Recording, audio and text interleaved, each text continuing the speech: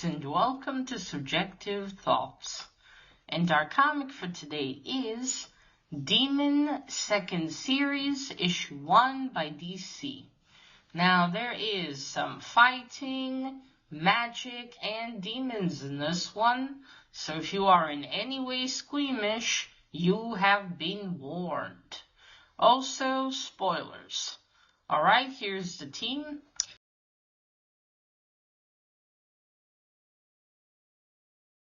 So, this is the second series about the demon Etrigan, created by Jack Kirby. And, of course, this was not written by Jack Kirby. Yeah, the first series, I think, was 8 issues from what I saw today. But anyway, recently my friend Leor, he found the whole series for me. All 4 issues of the second one. I didn't think it was the second series. I thought it was some kind of mini story. So I struggled to find it today on my comic shop. But anyway, I have a lot of comics of the third series. That one's quite long in comparison. But yeah, I'm still really excited to have more Demon. I love the Demon Etrigan. This has a different tone than the third series, I can tell you. I never read the origin of Etrigan, though, and I hope I can maybe do that one day. Read the original Jack Kirby one. Anyway, let's get started. So, the story begins with Merlin. We're in Cornwall here. I think it's in England. Yeah, I think they're it should be in England somewhere. I mean, where this place is. Anyway, Merlin is awakened and some voice narrates for us.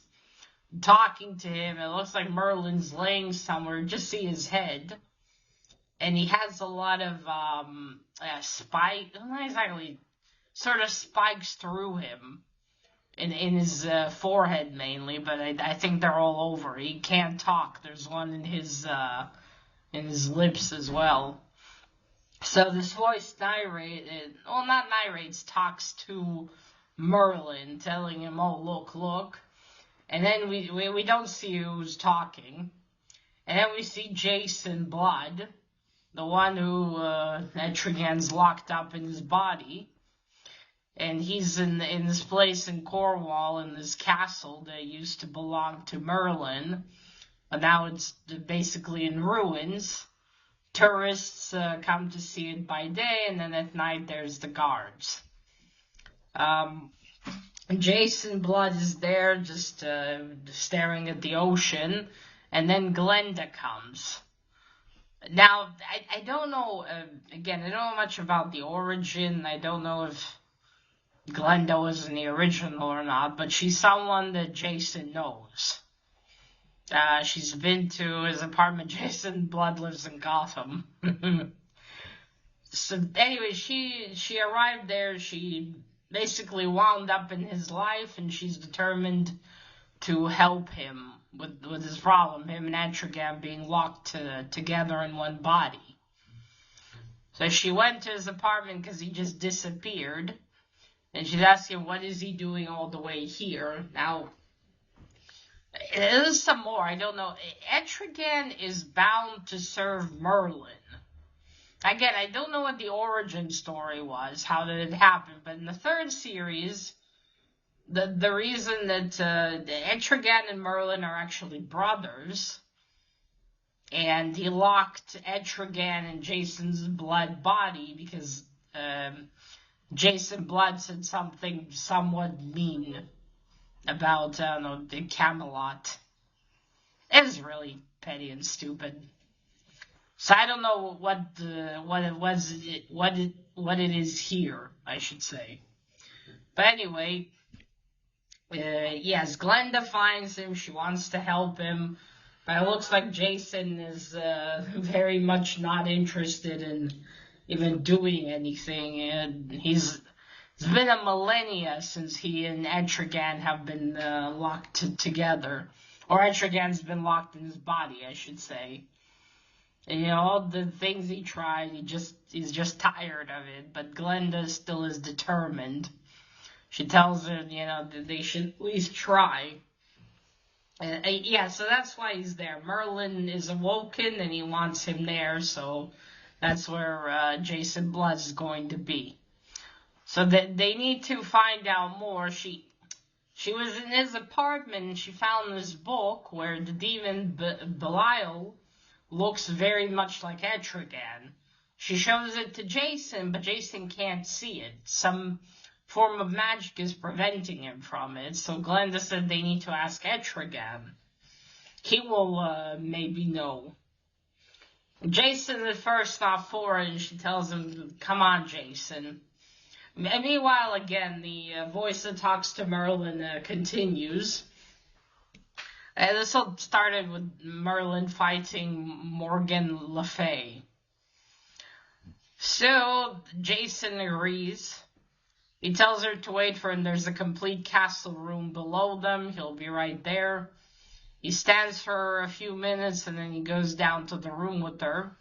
He gives her some brimstone to draw the circles to make sure that Etrigan cannot escape and hurt her. So it seems like not anyone, but you just gotta say the phrase and then Etrigan. And then Jason Blood turns into Etrigan. In this instant, Glenda says the rhyme, not the rhyme, but the line, gone, gone, O form of man, rise the demon Etrigan. And Jason Blood changes into Etrigan. And, you know, at first Glenda's a little, ugh. But he's trapped in the circle and he cannot harm her. She also shows him the book, but he as well cannot see what's in it. Now in that page I was wondering, you know, because Glenda's showing it to Jason, but it's empty, and I thought, couldn't the artist like draw a little something there? And then later it explained why there was nothing there. Etrigan can't see it either, and he's also bound by magic that he can't tell her anything. But he can tell her in rhymes. So he gives her one rhyme, and that they need an enemy, so Morgan Le Fay. Now Glenda uses the Philosopher's Stone that she has, I think, from Jason, and she used it quite a lot. That's how she found Jason to begin with. And she uses it to bring the statue of Morgan Le Fay that's in his apartment to where they are now.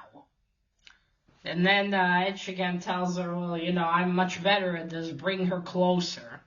Now she has to be very careful because if she mars the circle that she drew, Etrigan will be free. So she pushes the statue of Morgan Le Fay closer, and Etrigan takes a chunk out of her arm, of the statue's arm, and laughs like a madman. It's all just some bullshit on his part. But it does rattle Glenda. And he's like, well, looks like he's not going to help. But then he gives her another long rhyme, tells her to go to Ireland. And again, a really long rhyme. And then he says the opposite line in order to turn back into Jason Blood. Glenda goes over and helps Jason sit down on the windowsill, and she tells him what Etrigan told her. And Jason's like, well, okay, so we'll go to Ireland. And Glenda's like, do you really think we should just jump into this? What he told me is sketchy at best. And he tells her, well, Glenda, you burst into my life. You decided that you want to help me. You followed me all this way. Are you going to leave me dangling now? And yeah, madam, I mean, you're the one that invited yourself into this. I mean, stick it all the way then. So it is decided. The voice keeps talking to Merlin, saying, this is what young couples need, purpose. So they fly to Ireland. They go based on the rhyme from Etrigan. They push a rock out of the way and go down underground. And they go and they'll find the Book of Belial there, from what it seems. As they go into this place, and on this not podium, but a stone slab, that's where a book lies. And Glenda's like, "Oh, this was so easy." Yeah, if it's so easy, that's not good. That means something bad is waiting. That's very not good, Glenda, my dear. Well, Glenda, I wonder if she was named after the Good Witch from The Wizard of Oz. But anyway, yeah, she says that behind them there's what is it, a choker? There's a demon there, and the voice that's talking to Merlin says that Belial never, quite kind of like the chokers or strugglers. Basically, as from the name, they like to choke people, but the voice says that they drool too much. Lovely. Not only do you get choked to death, you're also full of drool on the way out. Delightful. So, that's what jumps at them. And Glenda is frozen in fear from it. Jason has because they bring climbing gear, I guess a pick that you can stick into the earth, like to a wall. He tries to do something, but the choker just throws him aside easily. He cracks a few ribs. Ow. And then the demon advances on Glenda, saying how he likes the pretty lady and he wants to choke her, and then he's gonna chew on her face and head. Then Jason's trying to tell her, Glenda, snap out of it. But she's still frozen in fear. So he begins to say the words, rise, O form of man. Oh, no, sorry. Begone the form of man, rise the demon Etrigan. As he says that, he's changing, and then simultaneously the choker goes to Glenda, and then he yells Etrigan, and then he jumps at the demon that's currently choking Glenda, and that's it. To be continued. Alright, so first the cover. I really like this one. All of them, the series are going to have this circle theme. So you see we got the circle here, Etrigan in the middle, in the castle, the ruins of the castle, actually. I think it looks quite cool here. This version is not as bulky as what they have in the third series, or I think in the original. What I mean is he's not so bulky in the chest area here. It's a little more slimmed down. There we go. So that's, yeah, I like the cover. I wonder what's this in the background. You see the yellow there? Skeletons, maybe. It looks like more it's a photo that was taken than the color was played with. But yeah. Oh, and you see Who Watches the Watchmen. I think this came out around the same time, maybe. So that you see there's Merlin, what I was talking about. That's him. And I see like these spikes or thorns that are in him. And there's Jason Blood there. And there's Glenda. I really love this art style. It's got a cool feel to it. And it fits really well with the story. I like the facial expressions. Especially that are drawn here. You see there's Jason. And there's a chapter 1, Direction from the Darkness. And I don't know the writer, I must say. I don't think I've ever heard that name before. But to be fair, there's many names that I've probably never heard of. Then often wouldn't remember as well. You see? I like how his eyes are red here. So yeah, good clean art style. Looks very good. Well, that's it. Even though this is old, I won't show you the whole thing. Oh, you know what? But let me at least show you Etrigan, at least. 1 second. Oh, there we go. Look at that. You see, he's a little thinner in the waist. If you've seen the original series, or even from the third series, he's a lot bulkier. Here he's almost like just Jason Blood, but in proportions of body, I mean.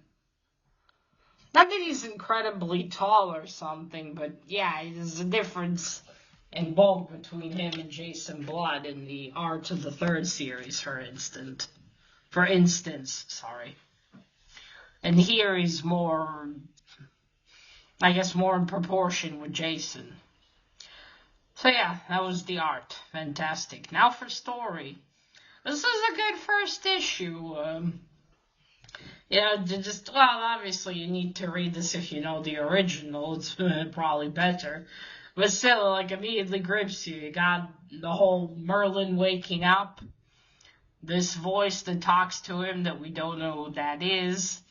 And then Jason's there and Glenda followed him. And she wants to help him. And that's how she kind of convinces Etrigan, because he would also love to be free of Jason Blood. It's something both of them want. Him and Jason. But she persuades him like that to talk to her, to help somehow. But they're also both bound by magic to not be able to say anything. And also this magic affects Jason's memories. Like in his apartment, he has all these portraits of him from different centuries, but he can't remember anything of what he's done during that lifetime. Because of Etrigan, or I don't know if he was referring to Etrigan or to Merlin, who would eat away at his memories and decide what he's going to remember. I think he probably meant Etrigan, but I'm not sure. Or actually maybe Merlin.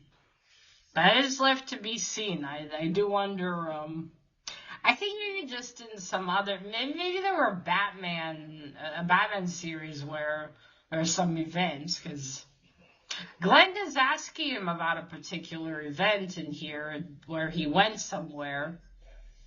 I forgot, Louisiana, was it? Maybe, and she, what have you done there? And he can't tell her. Or he doesn't tell her yet, so there's that. So I think maybe somewhere else there are more events that are later tied into this. Just maybe they were in a Batman run or something. Perhaps. But I'm certain they were somewhere else, and then this series was written. Something like that. And still, I really loved this first issue. I'm glad I have the whole thing to finish and read. I'm starting to wonder if maybe I have this one of these comics somewhere and I forgot. Now looking at it, I kind of have a feeling.